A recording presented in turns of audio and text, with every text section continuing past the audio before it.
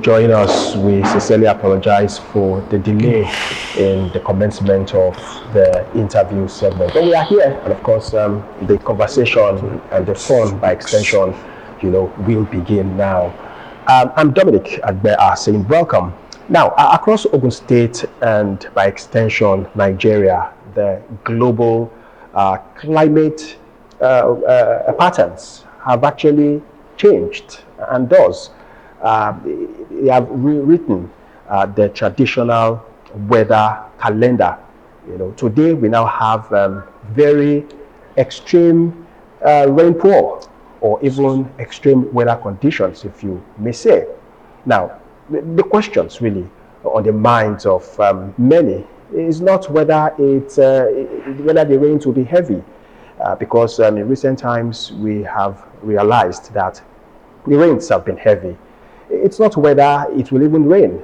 The question really is how prepared are we, for these rains, whether it is heavy or whether it is light.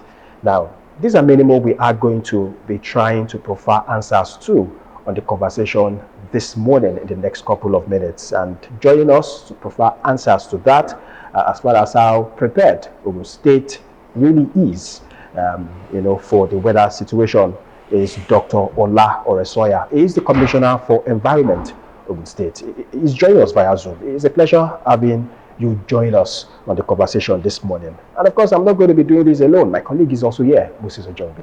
Moses. Yeah, good morning, Dominic. And of course, glad to have you join us, Dr. Ola Oresoya, our Commissioner for Environment, Ogun State. And the topic remains understanding rain in a changing climate. So thank you so much. Okay. So perhaps we should start from the simplest, and given the climate change, what are the climate risks the state or your ministry is most worried about right now? Yeah, good morning. Can you hear me clearly? Yes, we can hear you, sir. Okay, can you come up with the question again so I can understand the question properly? Yeah. Come on, the question again. Yeah, I said, aside floods, given the climate change, what are the risks? What are the climate risks, basically, your ministry is most worried about right now?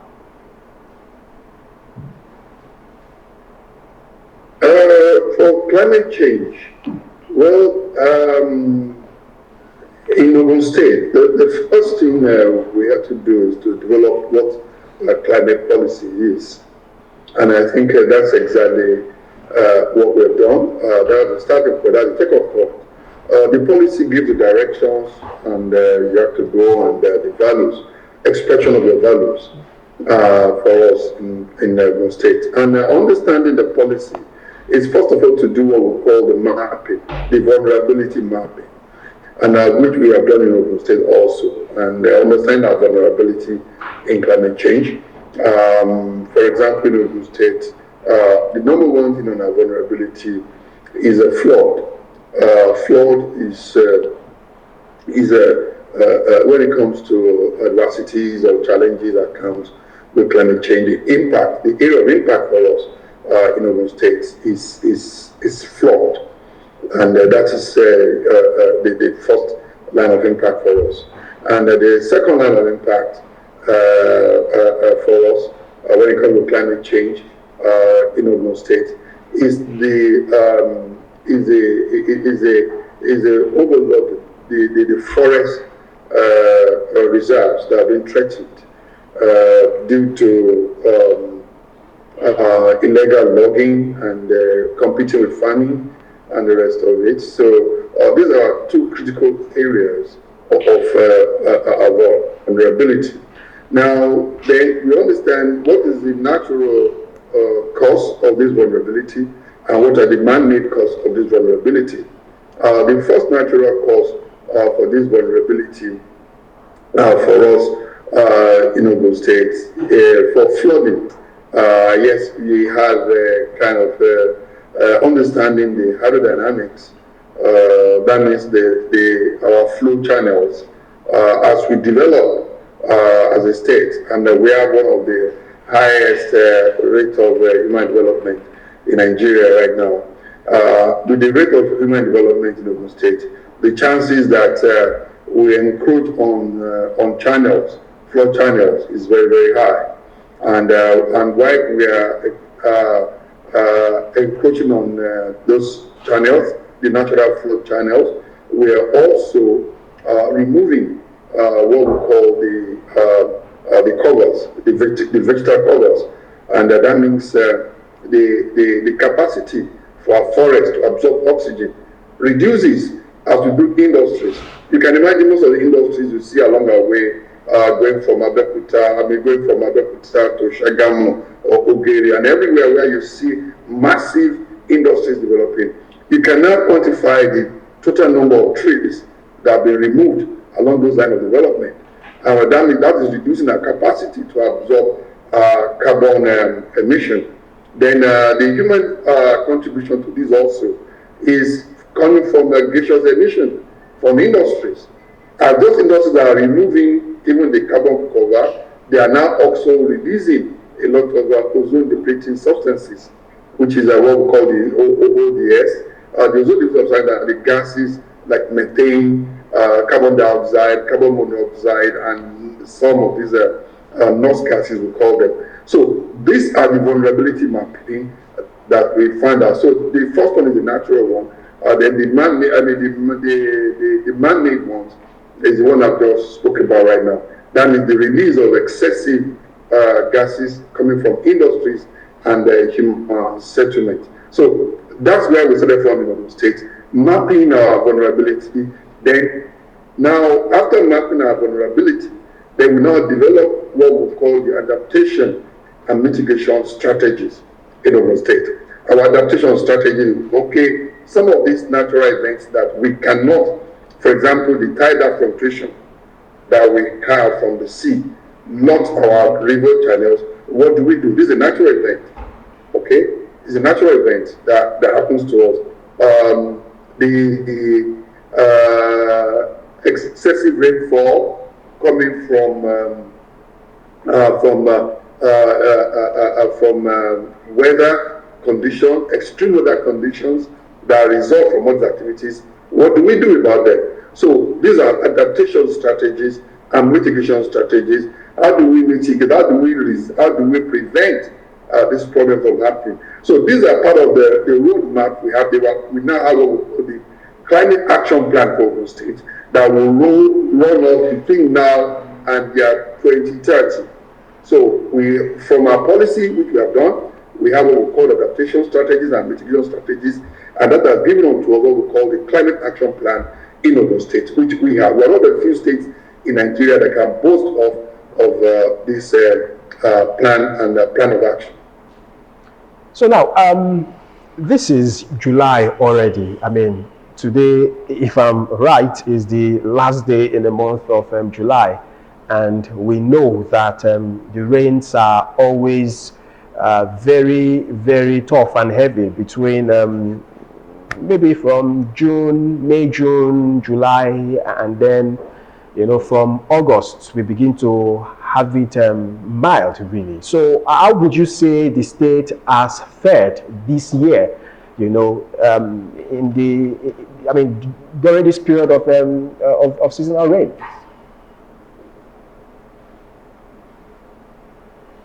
Well, let me thank you for giving me the privilege to mark my own script. Ordinarily, you are the one that's supposed to mark my script for me or the people of Ogun State, but thank you for giving that privilege. So definitely, I will be honest with you. So even if I fail, I'll tell you I fail. But in this case, I don't think we have failed.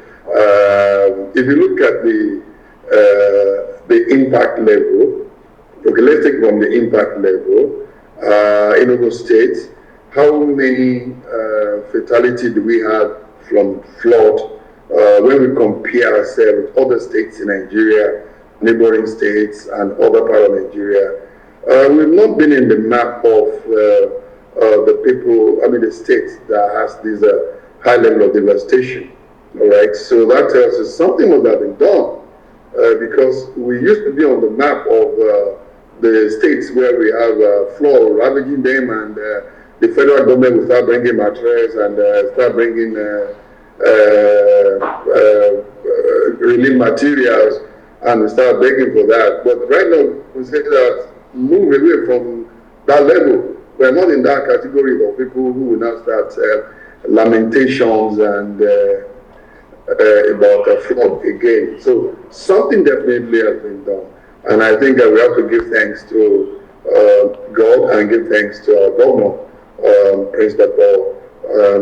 Abiodun, who have supported the state. I mean, who have supported the Minister of Environment in his action and plans to make sure that we prevent the impact of flood on our people. So definitely most of our channels, we've been dredging them, and then we've had we have jingles on radio regularly. We educate our people through the CDAs, and they give us information when they see people building on drainage channels.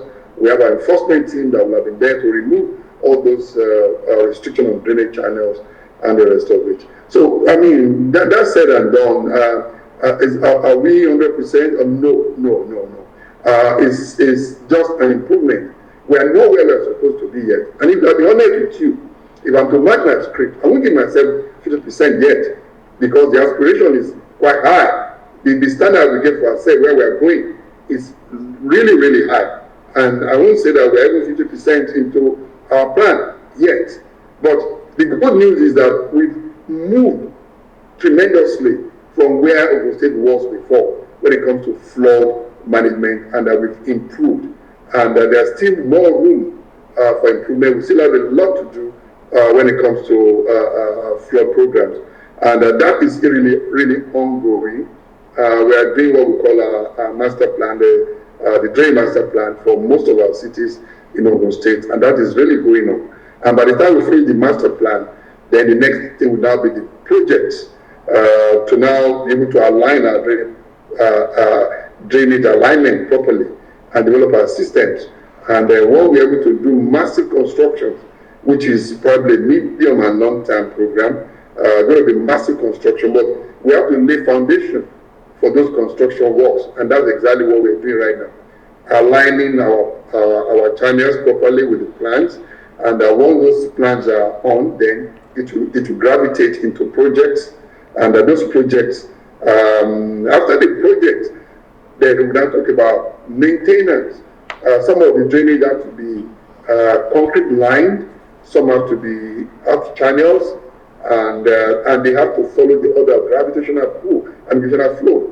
And areas where we have our flood-prone area, like areas close to the lagoon, our floodplains, our wetlands, those areas we can still make them habitable with engineering work, construction of dikes, and the rest of it. So these are for the next 30, 40 years, drainage program we're going to develop in Ogun State and make life livable. If only we can follow the plan we are laying, we can boast of developing a plan and strategies that will make sure that even what we call the inhabitable areas right now, if we follow the plan and the sequence of what we are developing right now, those areas will be livable in the near future.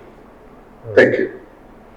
Okay, yeah, thank you so much. Earlier, you did talk about vulnerability mapping, but before I do on that, just I think yesterday, Ogun State government ordered a full investigation into the tragic collapse of a two-story mixed-use building in Ajuwon, Ifo, and it was quite shocking because that building actually sank vertically in a way. Is there anything new you want to tell us about this, particularly now that the rains are here, and because there are talks of, oh, didn't they do a soil test in that particular area? And we know that axis basically there are many many high-risk areas, Ajuwon, the Ifo, Magboro, Isheri, and the likes. So, I mean, what are you telling them right now?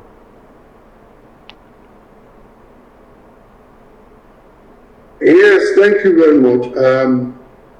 For that incident that happened at Ajuwon, thank God the governor has constituted a committee being led by the Ministry of Fiscal Planning to investigate this incident.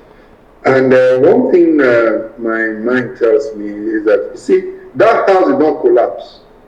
It was a house, it was a subsidence. The house, 3-story building sank. That means that the soil subsidence. It's a very, very unusual case that happened. And from our investigation so far, and from the geotechnical studies, we're looking at areas of over extraction of underground water. You know, when we talk about registering boreholes in Ogun State, being able to know what happens with the boreholes and the rest of it, these are the kind of things we are looking at. Because when you over extract water from under the ground, and there is no recharge.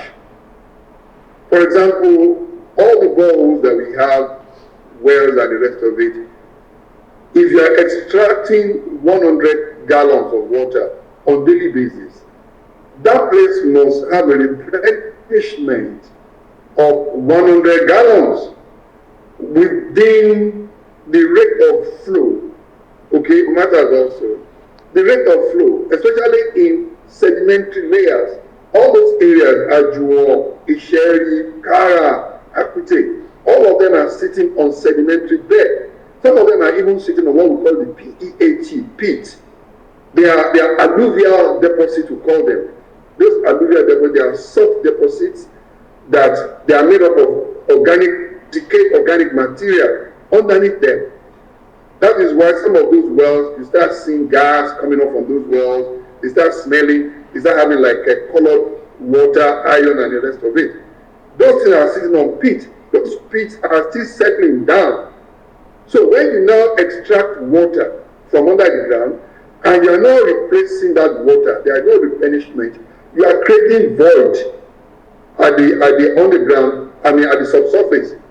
And that gives you the vulnerability of any kind of subsidence like that. That could be such something. The soil will just go down. And I'm trying to look at the geotechnical survey for that area to show that the subsidence we had there is actually due partly to over-exploitation of underground water. Over-exploitation of underground water within that community. That is exactly what we are probing right now. And some other things may have happened in that area. Because the house, the foundation was okay. The house did not collapse. The house just ordinarily sank. 2 floors sank. Only 1 floor remained on the top. 2 floors down. So that tells you a lot is going on under that place that we have to investigate. And don't let me preempt the result of investigation right now. Until when we have concluded on it, then we'll be able to tell our people what is going on. But by and large, we need to be very careful with our exploitation of underground water to avoid some things. Experience also tells us that towards September, October, we also do experience flooding in some areas. As a matter of fact, probably as a result of opening of dams and the rest of them.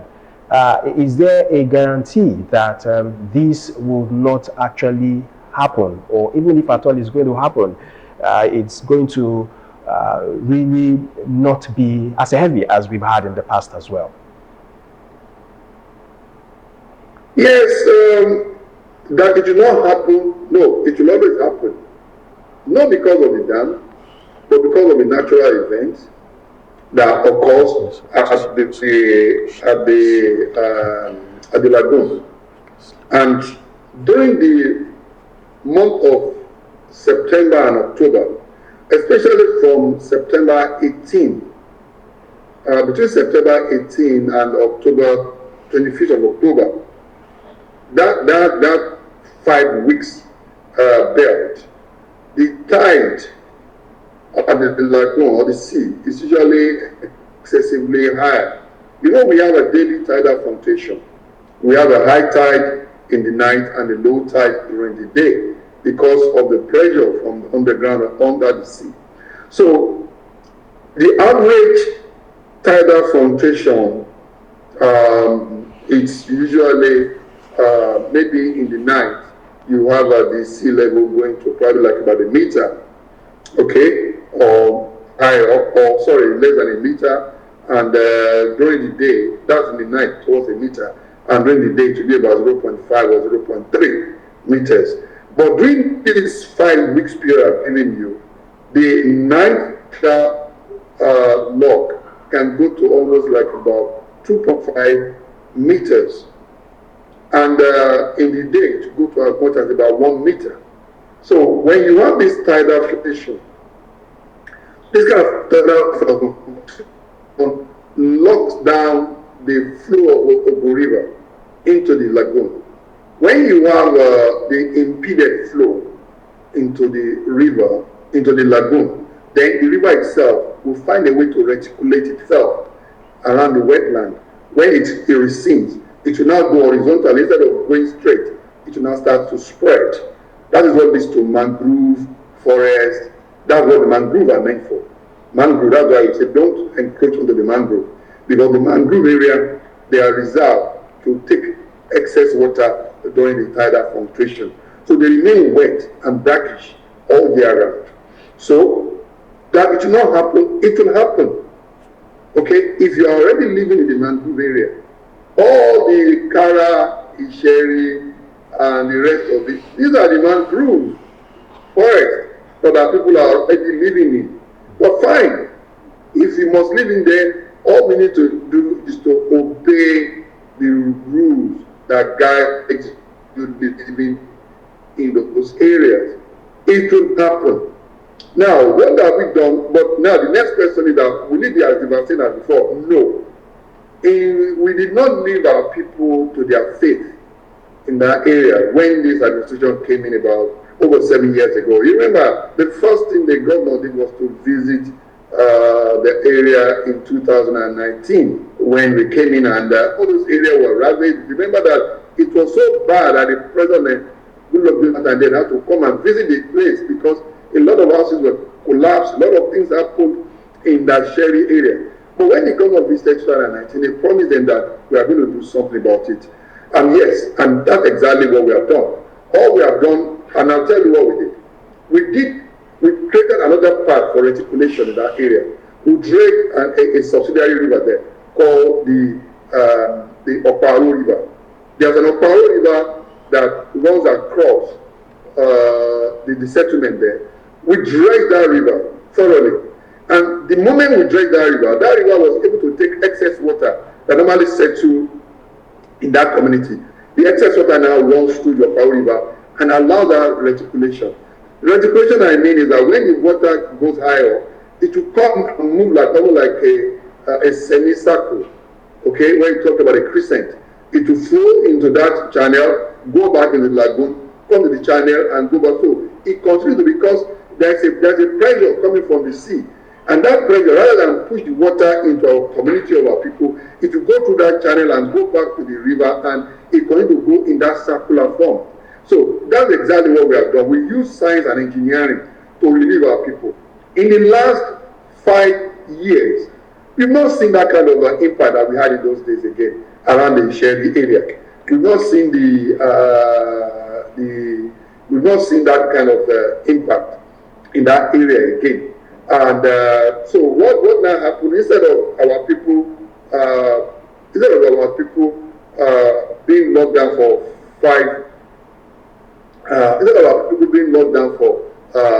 like 5 weeks, right now we now have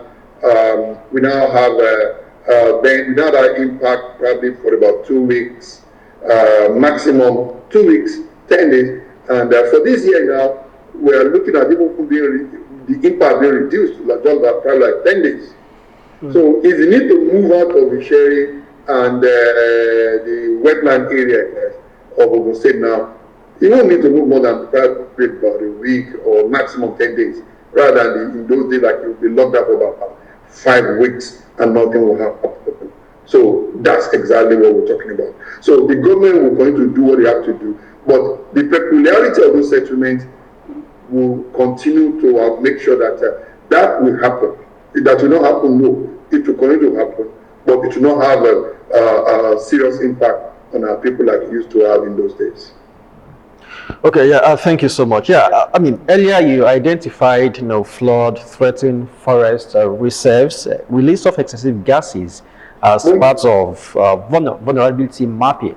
And I'd like to know, is gas leakage also, part of the vulnerability mapping? Given what happened in Ijebu-Ode, the students that were hospitalized after the gas leakage, the fact that it happened in April, it happened in May and June, and what is the assurance? Has that been nipped in the bud, permanently? What's the assurance that that would not happen again? The gas leakage.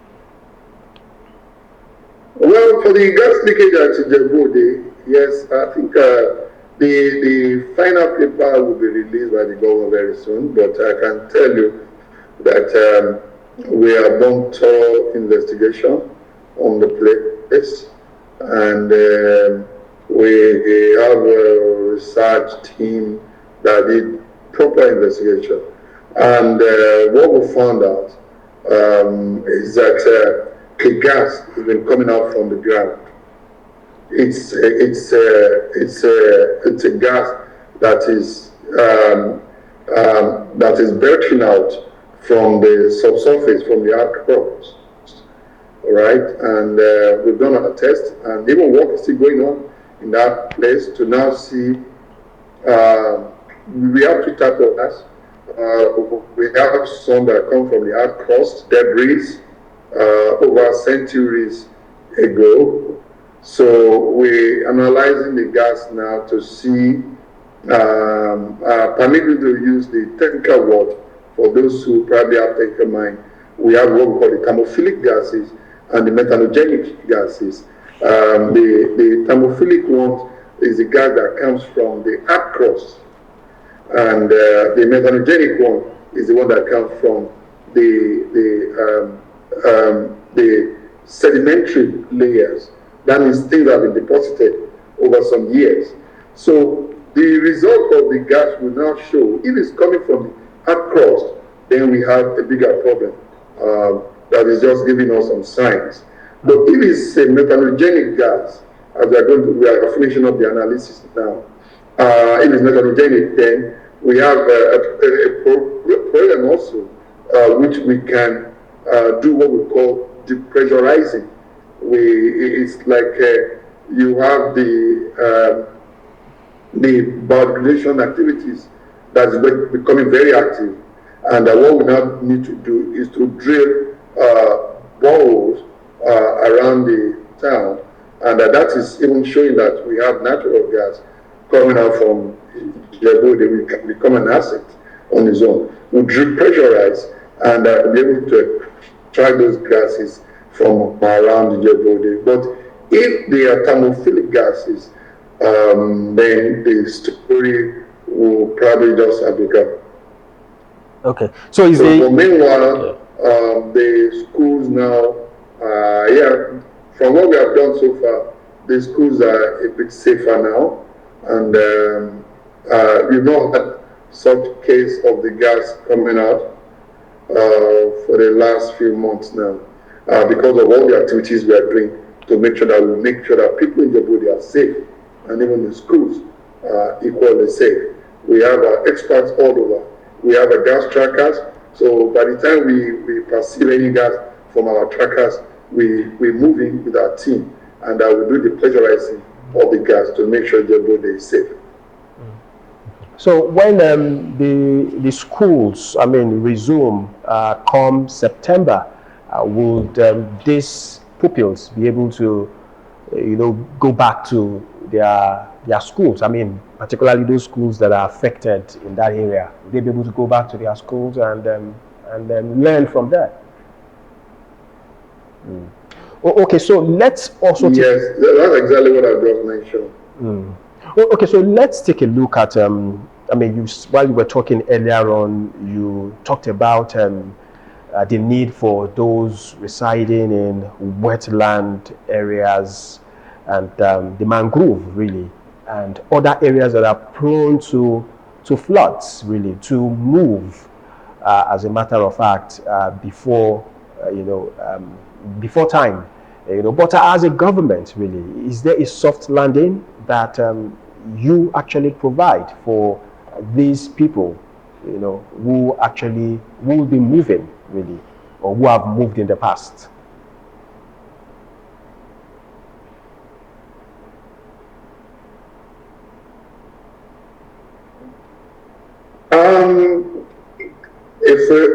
If we look at it,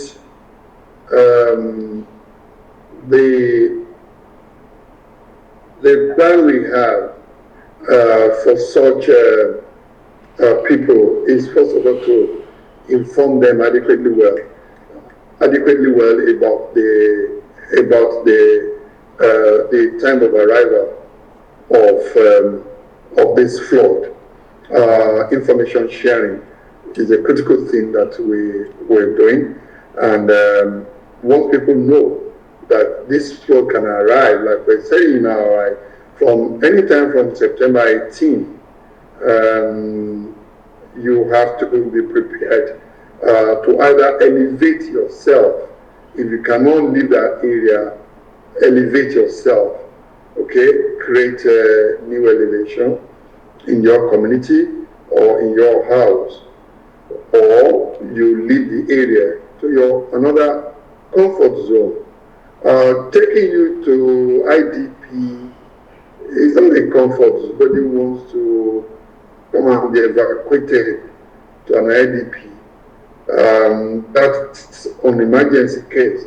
But this is what we know will happen. So it's not an emergency again. We already know it will happen. So why wait until there's a disaster? So that must, whether we now wait to now start crying disaster, must be doing that intentionally, either to embarrass himself or to embarrass government. Because when you've been informed that, look, please, all right, or prepare to move, why are you going to stay there? Are you going to stay there? So, but however, by and large, we have our State Emergency Management Agency on ground to make sure that if you need to be evacuated, for the recalcitrant member of the public, those who still don't want to believe, you have the doubting Thomases who will still not believe, or maybe this fellow is just moving there newly, and when you move into the community, the only area was dry, and they are telling you that water will come, and say, how can water come to this lovely dry area? And it remains there. Yes, we have a rescue team that will still go there and rescue them, and not in all these localities where we have this vulnerability. So the State Emergency Management Agency is fully on ground to rescue those who will need rescue at that time, who probably are just recalcitrant people. Okay, sir. I would like to know what's Ogun State's policy on carbon emissions from vehicles, and industries, because this has to do with the air quality.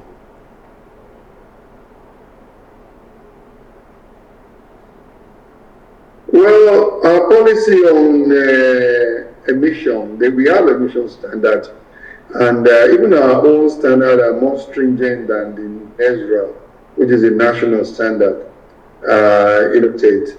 For methane, for example, we have from industries standard for methane. Okay, for any industry should be less than 1,000 parts per million for methane. If it's zero, we would love it to be zero. But if you must even give out methane, it will not be more than 1,000 ppm.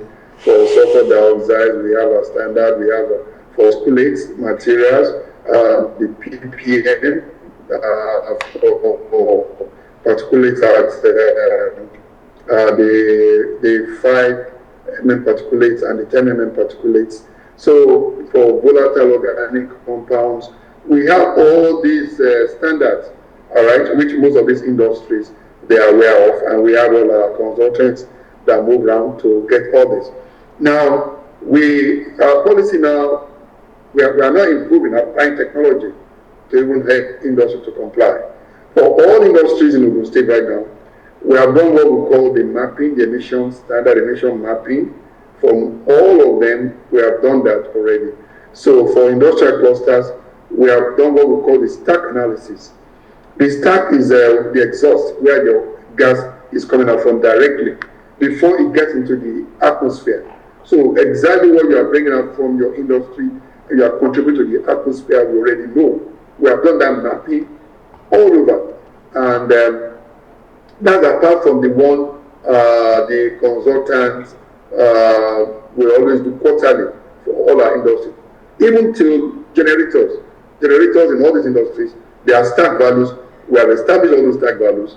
Now, we are now, for those of them who are already above the permissive level, they come up with what we call the environmental management plan, they are EMPs. The environmental management plan shows us when they are going to comply with the standard. So we give them time to retrofit. Maybe some of them they have an old exhaust, or some of them they don't have what we call the precipitators. Some of them are using wet scrubbers where they're supposed to be using dry scrubbers. Some of them are using dry where they're supposed to be using wet scrubbers. We advise them on what they're supposed to do. Some of them are supposed to use what we call the centrifugal precipitators. So there are various things they're supposed to do to make sure that what they are bringing out to the air, it meets their standard in Ogun State. All right. So now, apart from the stack values, we now have every industry to install what we call the emission trackers. The emission trackers, I have the values and I have it on my phone, on my device. Okay, I can see from any industry now. Okay, anywhere in the world or say in my office, I can see what is coming out from your industry. We have that being managed by OGEPA, Ogun State Environmental Protection Agency. So we are one of the few states in Nigeria. I think probably Lagos has it. Lagos, they have it in Lagos, and we have it in Ogun State. And even the numbers we need it more in Ogun State than even Lagos because we have more industries. So most of our industries, all of that is now a policy that all industries in Ogun State must have these emission trackers, which is locked up to OGEPA platform and the Commissioner for Environment Ministry also. So if somebody is going, the community is complaining about you, about your industry, before my team get there, I can see what you're coming out of your stack almost immediately. Even to your noise, the trackers will give me even the noise value, the noise that is coming out from your industry. I have the details on my phone. I can sit down anywhere and I'll tell you, this is when you started your machine, this is when you are close. So the noise value for the day and for the night, I can get it, the decibel, from my own phone and from the device in the ministry. So for Ogun State, it's all, airtight kind of regulations we are giving industries. And like typical industry who are not used to this kind of regulation, they will keep crying as if they are putting rope in their neck and the rest of it. But then, as much as we want industries and investors to thrive in Ogun State will not allow the life of the people to be put in jeopardy. So that is why OGEPA and for those of us in the Ministry of Environment, we're up and doing it, making sure that emission standards are measured and you just have to comply. Okay. There's no halfway to it. You must comply.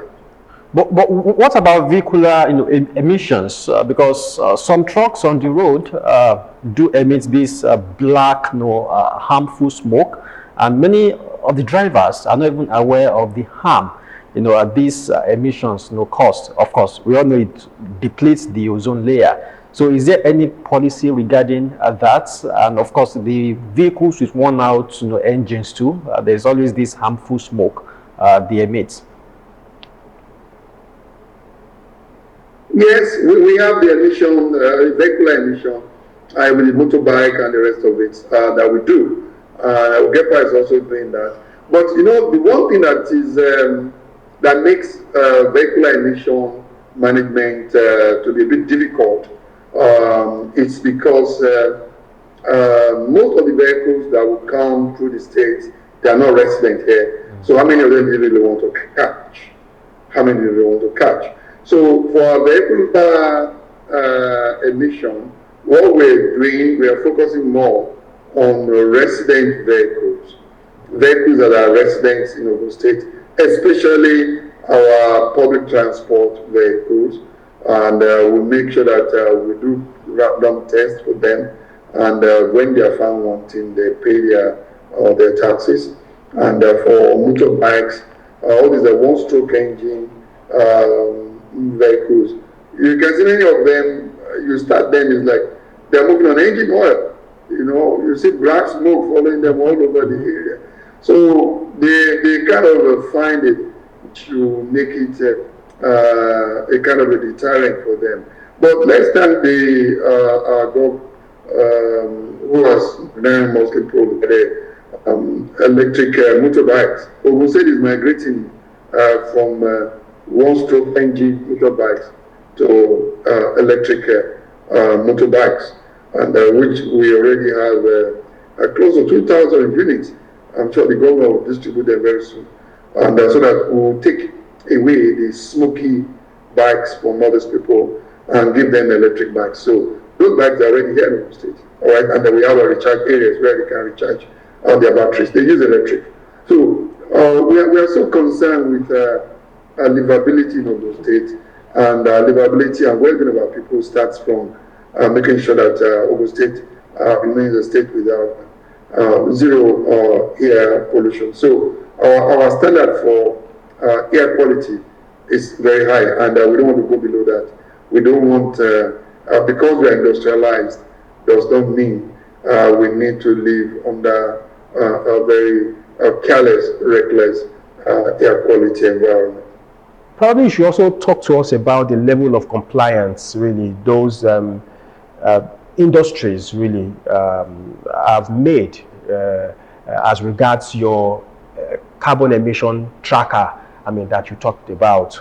Also, in addition, the Ogun State government introduced the drainage permit. We all know the role that absence or the presence of drainage play in this whole flood situation.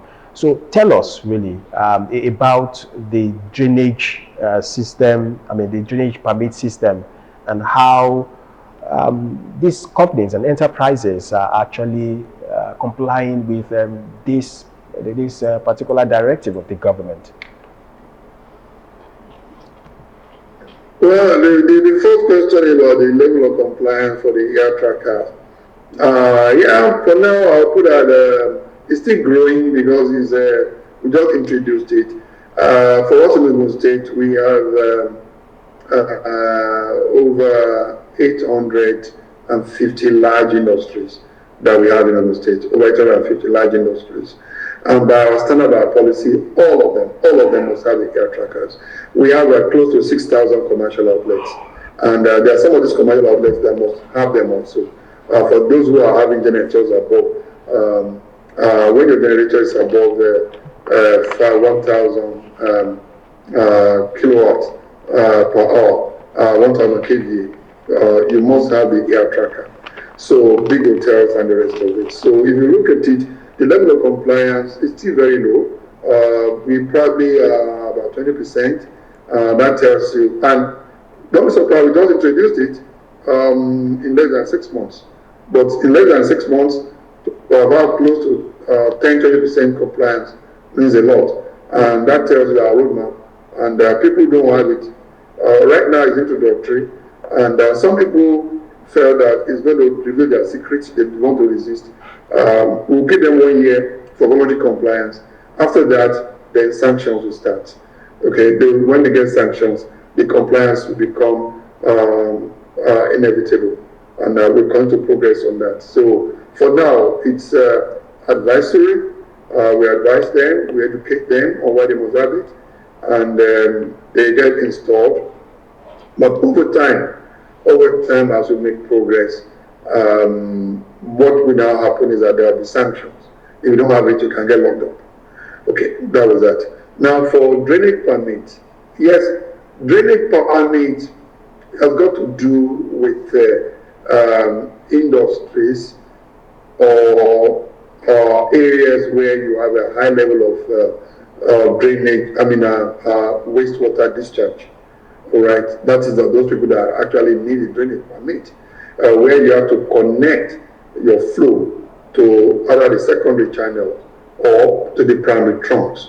So those are the people that need the drainage permit, and that's where we have the overlap between the flood control team in the Ministry of Environment and OGEPA.